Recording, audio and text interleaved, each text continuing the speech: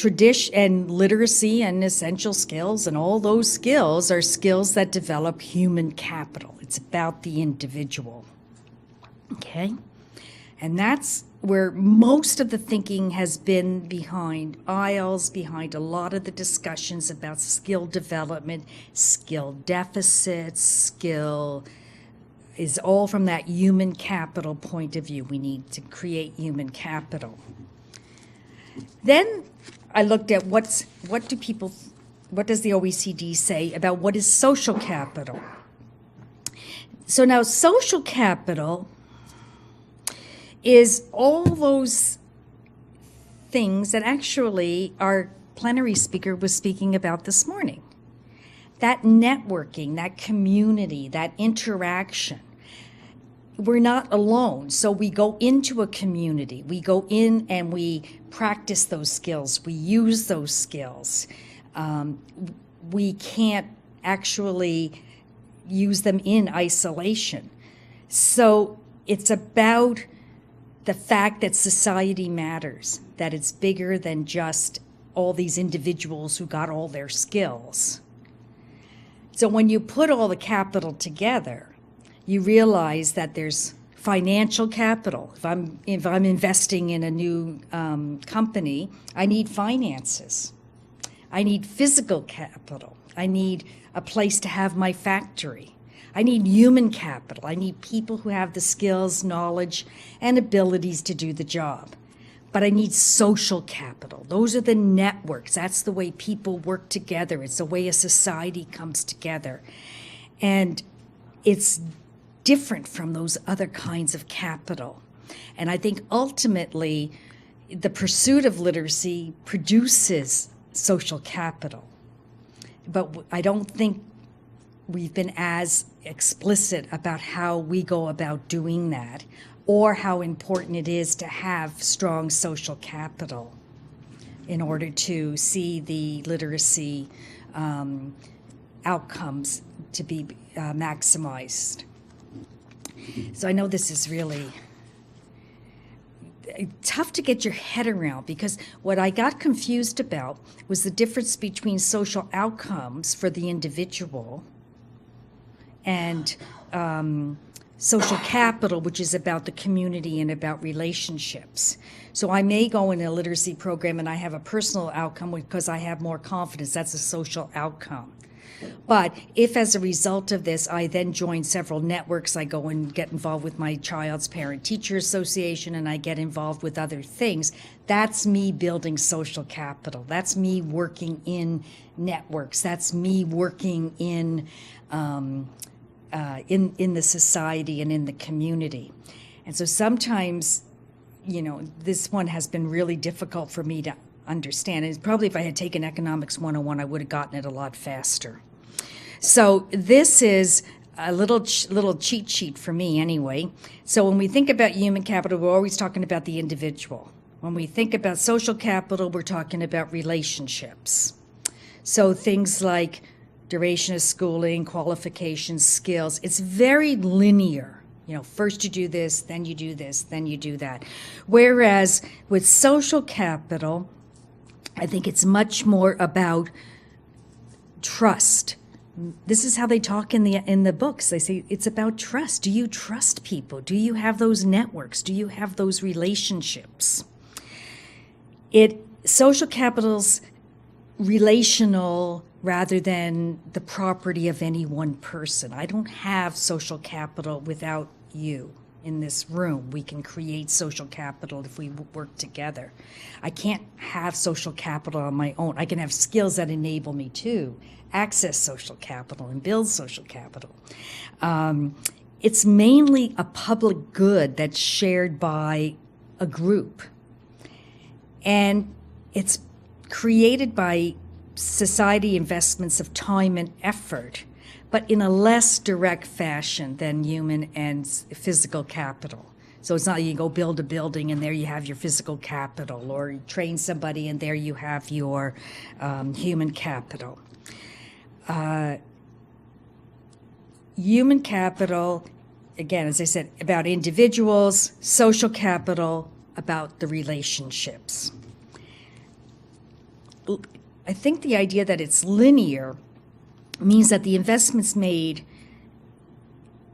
is such that we can probably come out with an ROI, a return on investment, when you think about human capital developed.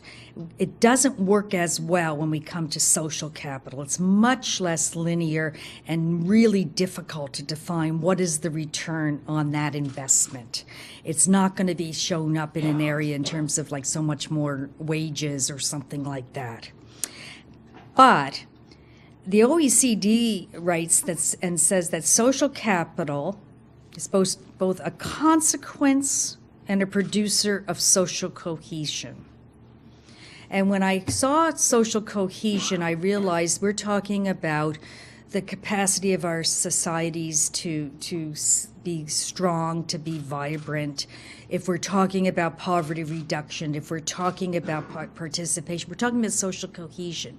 So that triggered for me a sense that this, again, is something that's very, very important that we need to pay attention to. In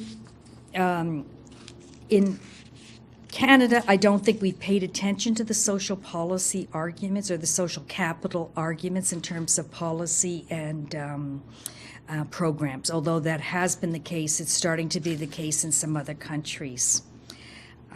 This next slide just really tries to talk a little bit about, again, trying to get our head around the difference between individual success and society success. So we know what creates good individual success, but what does it mean to have a society that's successful? What does that look like? And what the OEC suggests is it's things like economic productivity, democratic processes, solidarity and social cohesion, human rights and peace, equity, equality in the absences of discrimination, ecological sustainability. These are the things that make social capital. And it's about a society being vibrant, about a society about being strong. I believe that the social capital context brings several things to the table.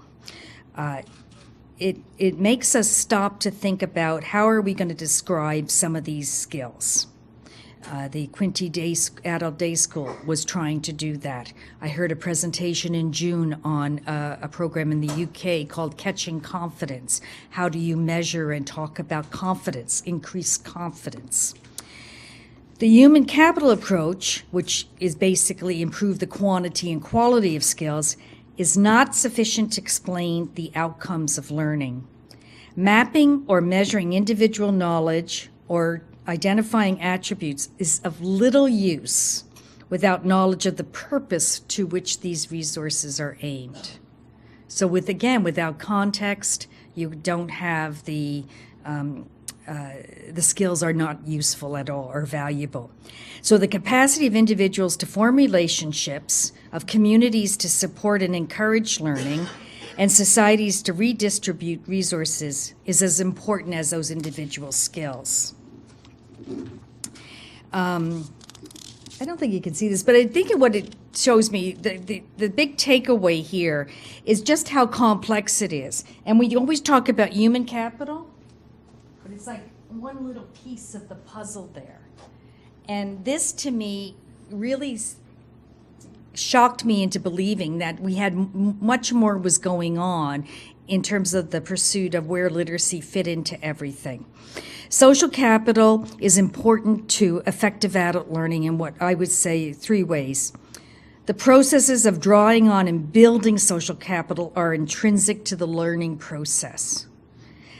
The processes of drawing on and building social capital are directly or indirectly implicated in realizing social economic outcomes from adult learning.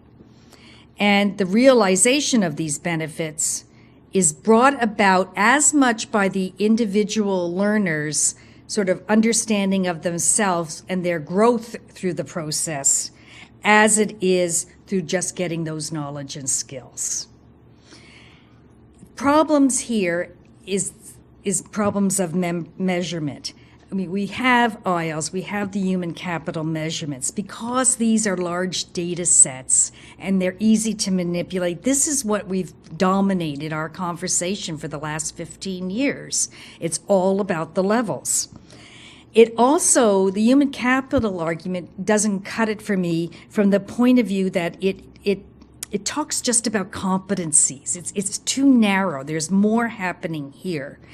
But the problem is that we haven't figured out how to measure all the competencies and some of the broader issues like motivation, attitude, and beliefs. So a key concern is that policies and public investments are frequently rationalized in terms of the measured impact on learner gains. And I cringe every time I hear that. While research shows that programs have their most direct and immediate effect on adults' practices, not their gains, their practices. This was a really fascinating study I came across from Australia, where they tried to measure or look at what was the social capital gains. And what they found was that even when there wasn't gains in literacy, there were gains being made in the capacity to develop social capital. And so often we hear people who have been in programs for quite some time, it takes a lot longer, but what we talk about is how much better they've been in terms of forming relationships, how much the confidence has increased, how they've participated, they voted for the first time. And we dismiss that.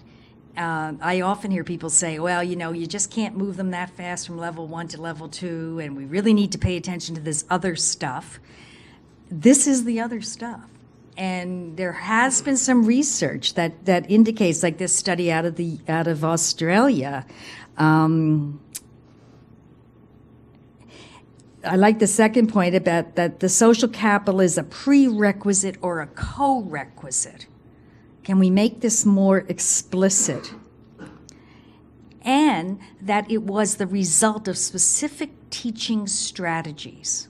So it's not just teaching literacy, that the instructor, the practitioner has to know explicitly that social capital is an outcome. Social capital is something that can be derived from the practice of literacy, numeracy. And of course, as we know, we don't account for this in any of our frameworks, whether that's here in Ontario or across the country. They don't ask you how well did people improve their confidence, how well did they improve their networking, what other kinds of networks took place. There's some evidence that some of these authors have looked at that actually creating networks within a classroom, creating opportunities to interact with other people as part of the learning process actually goes a long way towards developing social capital. So why does this matter? I think a social capital perspective necessitates conceptualizing adult literacy as an activity embedded in wider spheres of activity. And this is why it really appealed to me, having seen so many workplace literacy projects, which were not about literacy per se, but they were about overall development within a context, within a factory, within that social context. It requires viewing the learner as a member of networks, a responsibility that the learner has all these other networks that needs to be fostered. So creating those networks within the learning environment, but recognizing explicitly these other networks. I think that that firms could really take advantage of this as well, thinking of teams, thinking of workplaces, thinking of that kind of social context, and the acknowledgement that the higher the level of social capital in a workplace, the more that people feel as part of a team, the more likely they are to have great successes in terms of other kinds of training, because there's a place to practice, because it matters as being part of that. the OECD put out this really incredible quote that sums it up to me. Countries and regions with high levels of trust and civil